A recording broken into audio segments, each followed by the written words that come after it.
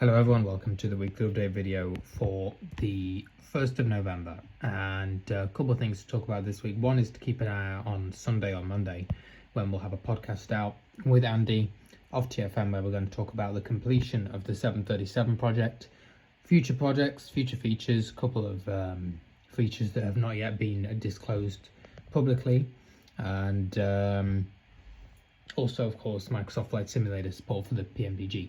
On that note, I've had a couple of emails, people saying, are you going to stream Microsoft Flight Simulator? No, not yet, for several reasons. One, I'm currently at university and real world is more important than a simulator. Two, the system that I have here is not great, doesn't have a GPU, so streaming and running Microsoft Flight Simulator would send this thing into space. And it wouldn't be coming back. It would blow it to high heaven. So we are not going to try that. Yeah, it would not work. I don't think this thing will be capable. So there will be at some point. And thirdly, there were just some issues at the moment with Microsoft Flight Simulator Sim Update 11 and keyboard usage still. And right now, with my limited amounts of time, I need a simulator that I can fire up and will work and do what I need it to do, and that's it, and not have to mess around with issues. And Microsoft obviously is still in a situation where it's kind of no, not unstable, but it's certainly not it's not something that's exactly going to be in the same position like P3D. It's it can, with these updates and betas and things can easily get broken, as we've seen. And basically what's happening is you can't scroll and select aircraft and things with the keyboard. You can do it partially with the mouse, but obviously for a blind pilot that's not great. The word is they're going to fix this by the release of the next official update, so there won't be any more beta updates. The next update that will be released will be the actual Sim Update 11 anniversary update, and that will also include for sighted users a new aircraft, of course, the INI builds A310, which I'm sure they're very excited about. Doesn't really do much for us, but there you go.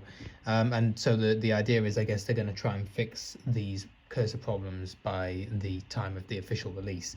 I do hope that they don't just fix it with regard to the mouse and leave the keyboard, because for blind pilots, you know, we do still want keyboard access to be fluid and nice and usable, and even for sighted users, I mean, you know, they may well want that too. So it's something they shouldn't neglect, and they'll be very disappointed if they do.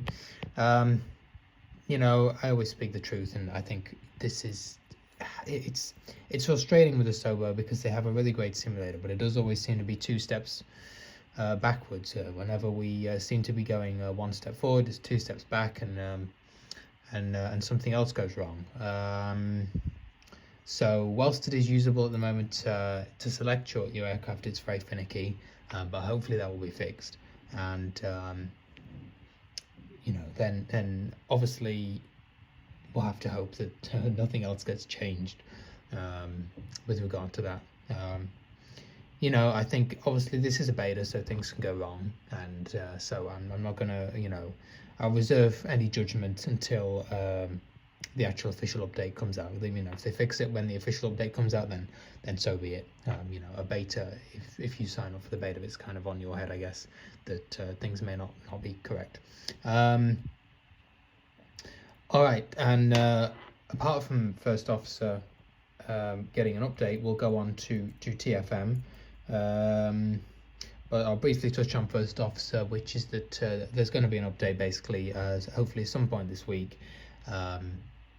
Andy has, I believe, been in contact with the First Officer developer and given him some pointers to making some accessibility changes to First Officer Next, because we couldn't get to buttons properly and click on those buttons. We had people using golden cursor, which is obviously one way around it, but when the window moves on the screen, even by a couple pixels or whatever the case may be, if it gets resized or anything like that, then the golden cursor profile no longer works. So obviously I'll let you know, and we'll talk about it in the podcast, the accessibility updates to Next, and hopefully they will be much improved.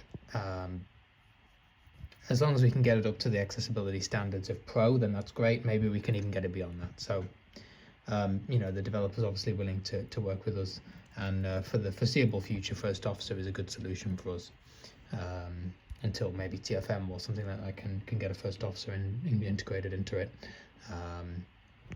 I should say as well, with regard to the Microsoft Flight Simulator, I also had a message from someone querying whether the whole lineup would have availability with TFM, basically, because the 700 was kind of the one being talked about. I believe they should. The 7, 6, and 800 are the ones that are currently available, and you can purchase them individually. And when you purchase them, say you purchase the 700, you should get the 700 passenger, the BBJ version, and the cargo version, all in one. And the SDK that PMDG released was for the entire lineup. It wasn't just for one aircraft. Obviously, the 900 is not released yet, and so I can't speak to that, but it was an SDK for all the aircraft. So in theory, there should be no issues, and there should be pretty much universality right across the lineup of the 737s. Okay, so a quick look at TFM. If you want to look at all the hotkeys, I would go to the blog. There's a lot here, and I'm not going to read them all out because there is no point. You're not going to remember them. But it talks about there being a preview that's going to be released at some point this week. So, yeah, both First Officer and TFM should be getting releases this week. This will have a lot of the things that we've talked about in previous weekly update videos, but it will also have some pretty recent features, such as the ability to reposition to runways and gates. That'll be pretty nice, I think. And also, of course, the Microsoft stuff with relation to the 737. There is talk here about the separation of the forward panels, and there's a whole bunch of stuff here. Some of these are pretty interesting. Some of them are probably lesser used by BVI. So the MCP is an interesting one. You've got a lot of indicators here. So to give you a taste of the MCP here, it's got Alt 1 through to Alt 8 for various indicators. You've got your auto throttle left and right indicators. You've got Command A and B disengage indicators, and you've got different colors here, red and amber and things like that.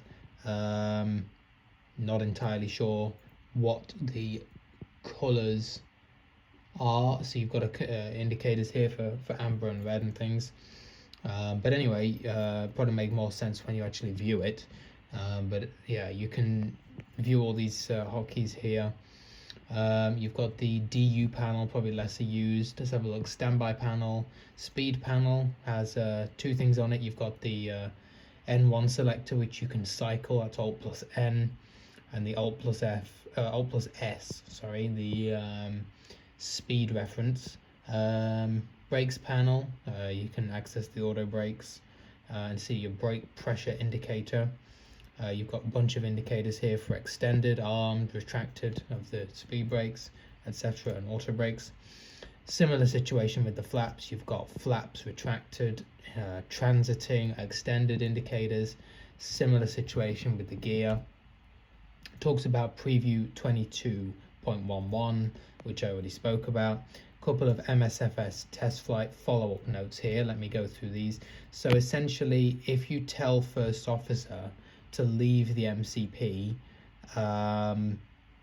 they will always report off, is what the developer of TFM is saying here. That I guess if you have first officer set not to manage the MCP, they will always report, the states will report off in TFM. That's interesting. I'm not too sure how how that works out. I guess if you have first officer managing the MCP for you, then that is a useful feature anyway. But yeah, so warning, if you have that, they may report off. I guess the important thing to state is, even though they're reporting off, if you have this, they're probably not off if you actually activate them through first officer. So you should be fine. And of course, you have the voice commands through first officer as well. If it's not working through TFM, you can always say LNAV, VNAV, level change, and it will activate those modes. The speed brake reporting a incorrect value, saying they'll have to build a fix for it. So check the release notes in the preview and you'll see if that's been fixed, but be aware of that. let's have a look. Talking about taking longer to load the database for the airports, we already knew that.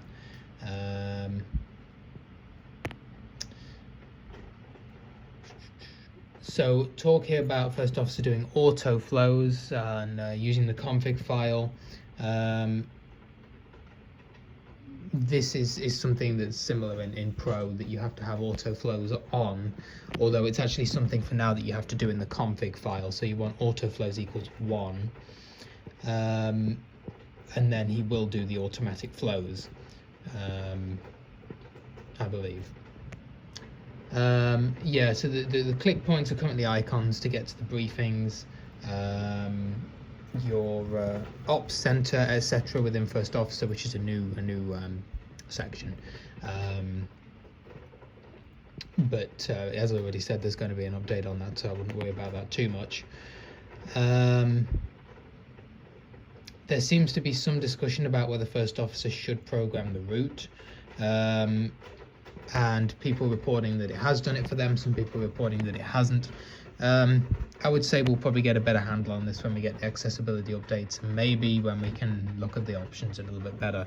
But either way, something to check. Make sure your route has been programmed, of course, and you can do it anyway. I always say that it's great that we have these first officer features with regard to the CDU, but I would highly recommend not just relying on first officer to program your CDU and just sort of checking through it afterwards, because it's very easy if you do that to lose the ability to figure out how to program it, and to lose situational awareness as well. As a pilot, you want to be programming this and checking through it and making sure everything's good. And if you're just relying on first officer too much, you might end up with a situation where you are less aware of what your route is, and maybe what your step climbs are and all these kinds of things. So still pretty important, I would say. And yeah, that's pretty much going to be it, I think. There's some talk here about and discussion about the improvements to the PMDG 737 in Microsoft Flight Simulator, the LNAV and VNAV. I certainly know they did some work on the LNAV, which was quite an old LNAV system. So that's definitely one thing. Some talk about a good landing rate here. I mean, I have to say I have pretty good landings in the 7.3 and P3D. It's not always about the landing rate, it's also about getting it in the touchdown zone on the center line, and it very much depends on conditions, wind, elevation, etc. But it will be interesting to see, because the 7.3 often struggles in very windy conditions, for example, and sometimes you have command B problems and things. So it'll be interesting to try this out in Microsoft in some adverse conditions and things, and maybe just see how it works out.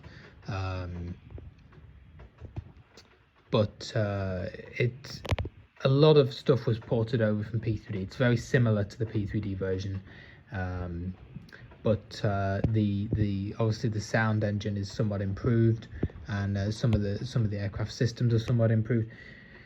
And I think it's good that we're getting it in Microsoft, because there's going to be future updates to the 7.3 that may not be in P3D. And obviously we know that there's eventually going to be a 737 MAX, which I would be very surprised if that comes to P3D. So it's good that we can keep up with the latest updates. Because from my understanding, I don't think the P3D version has been updated in quite a while. Certainly isn't updated as much as the Microsoft version. And of course now they're working on the 800, the 900, and then onto the 777 for PMDG. That's the lineup, and then it'll finally be onto the 747. So I don't think I've said this before. No one's going to quit P3D. We've still got to fly the heavies, and this is why TFM has the ability to work in P3D and Microsoft, and also to be compatible with both, so that it doesn't take weeks and weeks or something for one feature to be put into to both. It should be relatively cross compatible. So keep an eye out for that podcast, and we'll see you next week.